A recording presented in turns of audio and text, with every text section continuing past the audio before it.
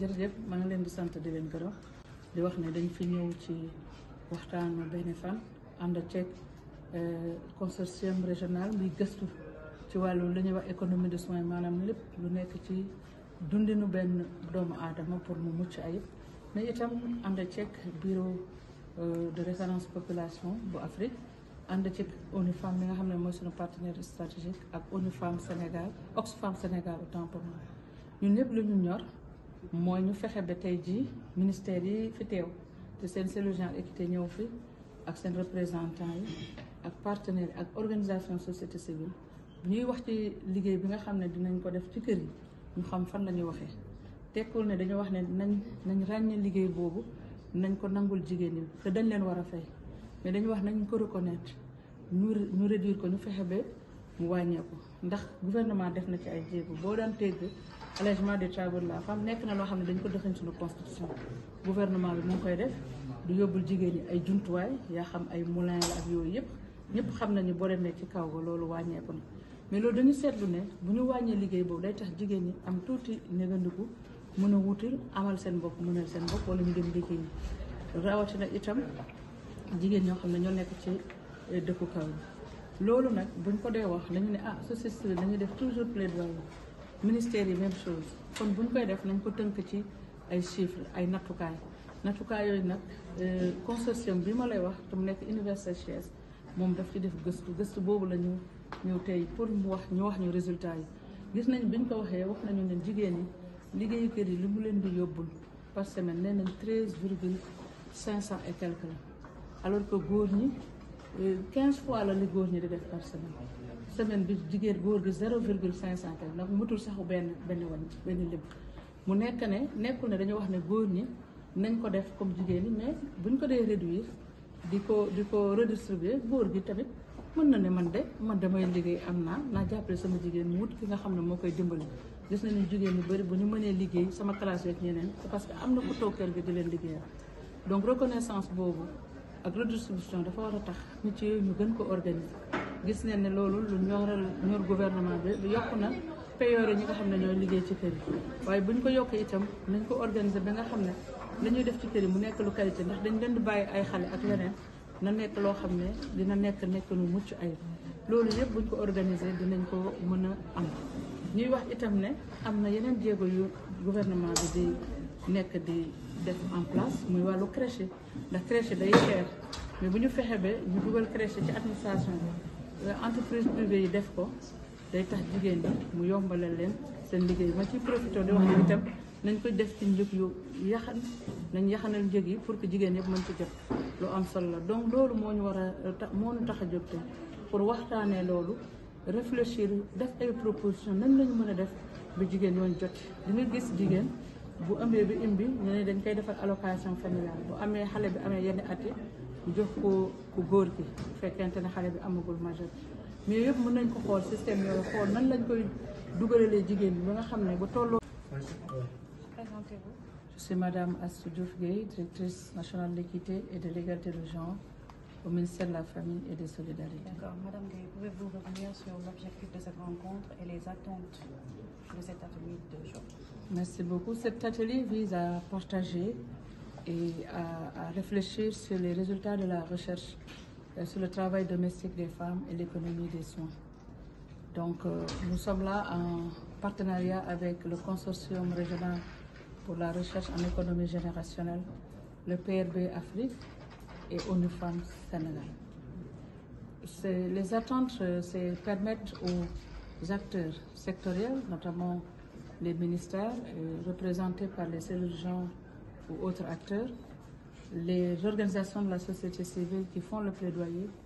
de pouvoir se baser sur des évidences afin d'étayer les enjeux liés au travail domestique non rémunéré des femmes. Quand on parle du travail domestique non rémunéré, il s'agit de reconnaître ce travail, parce que ce travail n'est pas comptabilisé dans le système national. De le reconnaître, mais aussi de penser à le réduire. Le réduire parce que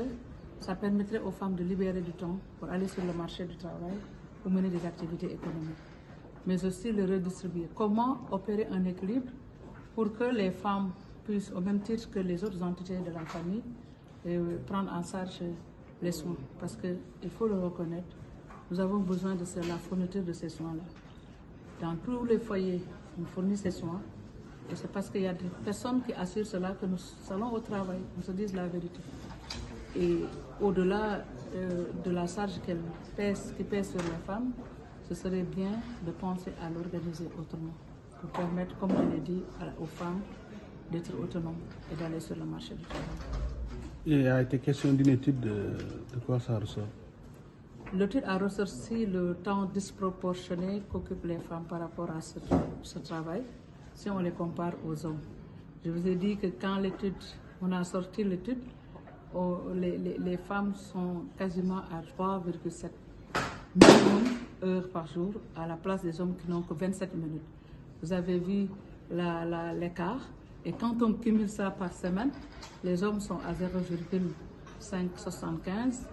alors que 575, alors que les femmes sont à 13 et quelques. Donc les femmes font 15 fois plus de temps sur le travail de soins que les hommes. C'est normal, nous sommes dans une société qui traditionnellement a conféré ce rôle social à la femme. C'est important, mais quand nous faisons le plaidoyer pour la reconnaissance et la réduction de ce travail, c'est pour qu'il y ait des mécanismes mis en place permettant aux femmes vraiment de pouvoir concilier cette vie sociale et une vie professionnelle. Je donne l'exemple des crèches. Si aujourd'hui les femmes qui sont en entreprise ou dans les administrations publiques bénéficient des crèches au sein de leur lieu de travail, ça leur permettrait de concilier de manière adéquate leur fonction sociale de soins à leurs enfants, mais aussi de travailler correctement. Il y a d'autres alternatives qui sont en train d'être proposées. Il y en a qui...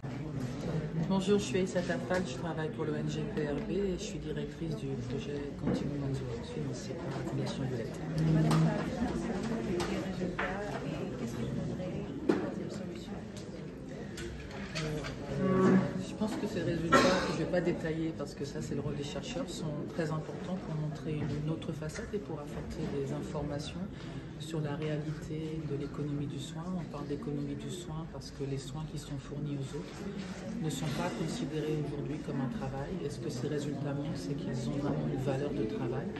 et qu'il est fondamental d'en tenir compte si on veut avoir une croissance économique inclusive. Concrètement, aujourd'hui, dans les familles, on arrive encore à s'arranger pour avoir des gens qui nous aident pour garder les enfants, une personne âgée, une personne dépendante.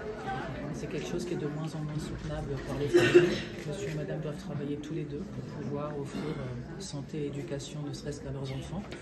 Et donc aujourd'hui, on a un vrai problème. C'est un problème de qualité de soins, même si on est capable de rémunérer ces soins et d'embaucher quelqu'un pour s'occuper des gens à la maison. On a aussi un vrai problème de formation pour être sûr que notre maman âgée ou la personne dépendante sera prise en charge par quelqu'un qui sait le faire correctement. Donc maintenant, en termes de solutions, je pense qu'il n'y a pas de solution magique. La première solution, c'est déjà d'avoir un discours dans tous les secteurs pour se rendre compte que tous les secteurs sont impactés par ce manque de soins. Pour les gens qui travaillent, et même si par exemple la femme en l'occurrence reste à la maison et s'occupe des enfants, le jour où elle est malade, le mari qui doit aller travailler doit avoir une solution alternative, c'est très difficile. On n'est plus à une époque où on peut trouver rapidement une petite nièce, une cousine qui va venir, ça c'est terminé. Mais il y a aussi le fait que si on veut avoir des femmes qui rentrent sur le marché du travail, comme il est dit partout, on doit aussi se poser la question de l'équilibre au sein des familles. Et puis dans une population de 70% à moins de 25 ans, alors ça ne veut pas dire grand-chose. Ça veut dire, imaginez 10 personnes dans une salle, il y en a 7 qui ont moins de 25 ans. Donc, 35 ans par an. Là, ça veut dire qu'on a aussi un vrai problème de savoir qui s'occupe de qui garde les enfants, qui transmet la valeur, qui garde les personnes âgées. Donc on a besoin de ce dialogue dans tous les secteurs où on réfléchit à activité économique, où on réfléchit aussi croissance économique et inclusive. Ça va du secteur de l'éducation, si on ignore le travail domestique non rémunéré, les soins domestiques. Pourquoi avoir des politiques d'éducation pour les filles si on ne regarde pas le rôle qu'elles jouent encore dans certaines familles où elles vont sortir de l'école faut s'occuper de la famille. Et si on fait des politiques d'emploi des femmes et qu'on ignore cette charge de s'occuper des gens, des enfants, de la famille, ben, on stimule pas bien les politiques d'emploi et d'équité.